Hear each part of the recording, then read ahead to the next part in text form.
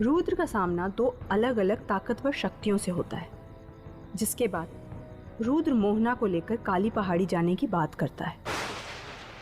आखिर क्या एक बार जिस अनहोनी को होने से रोका गया है वो इस बार एक नया रूप लेगी? जानने के लिए सुनिए आगे की कहानी। मोहना अपना नाम सुनते ही चौंक गई। साक्षी गुस्से में रुद्र से बोली, ना तो तुम कहीं जा रहे हो और ना ही मोहना। तुम दोनों की जान को खतरा है और तुम खुद मुसीबत के घर जाने की बात कर रहे हो। रुद्र ने कहा, साक्षी मुझ पर भरोसा रखो। मैंने जो दो शक्तियां महसूस की हैं उनके राज को जानना बहुत जरूरी है। मेरा अनुमान है कि एक दैविक शक्ति है और एक दैत्य, यानी कि एक शक्ति हमें नुकसान नहीं पहुंचाना चाहती। दैविक शक्ति की बात सुनकर सिद्धार्थ चौंक गया। दैविक शक्ति? रुद्र, दोनों शक्तियों ने हमला किया है। रुद्र ने कहा, इसी बात की गहराई जाननी है और कहीं ना कहीं इसका रिश्ता मोहना से भी है। मोहना, तुम जाने को तैयार हो? सबकी आंखें मोहना पर टिकी थी, जो सोच में पड़ी थी। फिर वो रुद्र के जवाब में बोली, मैं तैयार हूं।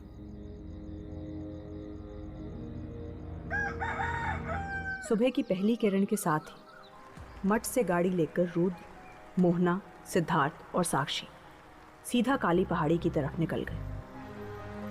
चमचमाते हुए सूरज को आधा ढककर खड़ी थी विशाल काली पहाड़ी। रुद्र के लोहे का गेट खोलते ही ऐसी आवाजें आने लगी मानो नरक का द्वार खुला। धीमी सी दर्दनाक चीखें हवा में फैली थी। चारों तरफ कोहरा छाया हुआ था जो हर कदम गहराता जा रहा था। रुद्र ने कोहरे को देखते हुए सबसे कहा, कुछ भी हो जाए पीछे मुड़कर मत देखना, सब साथ रहेंगे। कोई तुम्हें आवाज दे या छुए या पकड़े, उस पर ध्यान मत देना। सब साथ झुंड बनाए चल रहे थे। साक्षी बार बार चारों तरफ देख रही थी।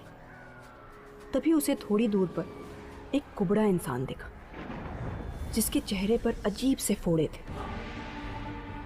साक्षी ने जब गौर से देखा तो उसके चेहरे से रेंगते हुए कीड़े बाहर निकलते नजर आए। वो साक्षी को अपनी तरफ बुला रहा था। साक्षी का दिल डर से सहम गया। सिद्धार्थ ने साक्षी का हाथ पकड़ा और बोला, ध्यान मत दो, साथ रहेंगे तो कुछ नहीं होगा। साक्षी समझ गई थी कि यह उसका भ्रम नहीं था, क्योंकि वो लोग जितना करीब जा रहे थे उतनी अजीब आवाजें उनका नाम पुकार रही थी, और ये आवाजें हर कदम के साथ तेज हो रही थी। एक अजीब सा खौफ सबको घेर रहा था। वहां खड़ा कोई भी इंसान चीख नहीं सकता था। चलते चलते रुद्र अचानक रुक गया। शायद यही वो जगह है जहां मैंने कल नीली धुंध देखी थी। कोहरे में समझ नहीं आ रहा, लेकिन हमें यहीं रुककर साधना करनी होगी। कल पूनम की रात थी, और अगर सच में यहाँ यक्षिणी या कोई दैव्य शक्ति है तो उसके होने का स्रोत हमें मिल जाएगा। रुद्र ने अपनी बात पूरी भी नहीं की थी कि तभी एक बच्चे के रोने की आवाज रुद्र के कानों में पड़ी। रुद्र तुरंत पीछे मुड़ा। ये बच्चे की आवाज कैसी? साक्षी ने रुद्र से कहा, अभी तो तुमने कहा रुद्र की किसी भी आवाज पर ध्यान मत देना। रुद्र की आंखें उस बच्चे को ढूंढ रही थी। उसने बोला, नहीं साक्षी, ये किसी जिंदा बच्चे के रोने की आवाज है। मैं महसूस कर सकता हूं। ये कोई आत्मा नहीं। रुद्र आवाज का पीछा करते हुए कोहरे को चीरते हुए भागा। तभी रुद्र की नजर दाईं ओर पत्थरों के बीच बैठे एक 12-13 साल के बच्चे पर पड़ी, जो फटे हाल बस रो रहा था। रुद्र के पीछे पीछे बाकी सब भी भागे। रुद्र ने उस रोते हुए बच्चे के पास जाकर उसके कंधे पर हाथ रखा। बच्चे ने जैसे ही अपना सर उठाया, पीछे से मोहना बोली, ये तो गौरी शंकर है, भैरवा से गायब हुए बच्चों में से एक। रुद्र ने भी उसे पहचान लिया था, क्योंकि किन्नर के दिखाए दृश्य में गौरी शंकर ने ही काली पहाड़ी से रक्षा त्रिशूल को हटाया था। हमें जल्दी इस बच्चे को यहां से लेकर निकलना होगा। रुद्र बच्चे को लेकर पलटा ही था कि सामने मोहना आड़कर खड़ी हो गई। रुद्र ठिठक कर वहीं जम गया। मोहना की नीली आंखें बिल्कुल लाल हो चुकी थी। उसके चेहरे से नसें उभरकर बाहर आ रही थी। मोहना भयानक आवाज में गरजी, ये बच्चा कहीं नहीं जाएगा। साफ दिख रहा था कि मोहना खुद के वश में नहीं थी। इससे पहले कि रुद्र गौरी शंकर को लेकर निकल पाए, रुद्र की पकड़ छूट गई। साक्षी की आंखें भी मोहना की तरह लाल थी, और वो भी उस डरावनी आवाज में बोली,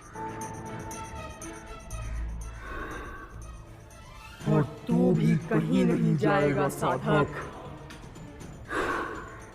रुद्र ने गौरी शंकर को साक्षी से छुड़ाने की कोशिश की, लेकिन साक्षी ने रुद्र को एक ही झटके में हवा में उछालकर फेंक दिया।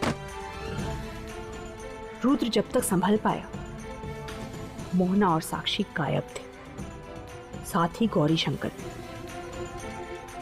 रुद्र ने आसपास देखा, कुछ भी नजर नहीं आ रहा था।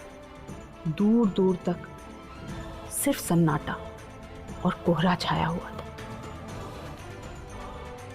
तभी उसे फिर एक बार गौरी शंकर की आवाज आई। रुद्र उसकी तरफ दौड़ता हुआ गया तो देखा कि मोहना और साक्षी ने उसे जकड़ रखा था।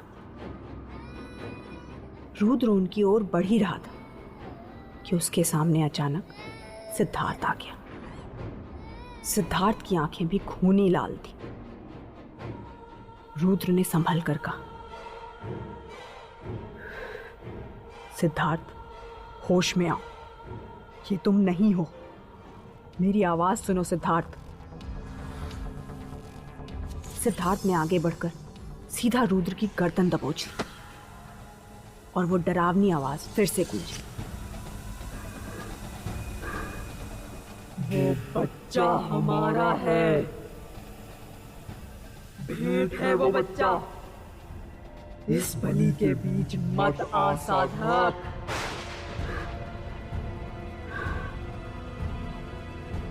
रुद्र ने सिद्धार्थ के पेट पर जोर से घुटने से वार किया और सिद्धार्थ जमीन पर गिर गया।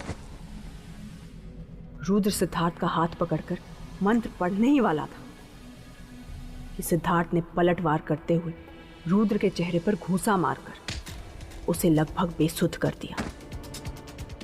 पूरी पहाड़ी पर मंत्रोच्चारण गूंज उठा। रुद्र पूरी हिम्मत जुटाकर उठने की कोशिश करने लगा, क्योंकि यह मंत्र नर बलि के लिए था। साक्षी और मोहना के हाथों कुछ ऐसा होने वाला था जिसे रोकना रुद्र को असंभव सा लगने लगा था। क्या रुद्र गौरी शंकर को बचा पाएगा, या मोहना और साक्षी उसकी बलि देने में कामयाब हो जाएंगे? आगे की कहानी जानने के लिए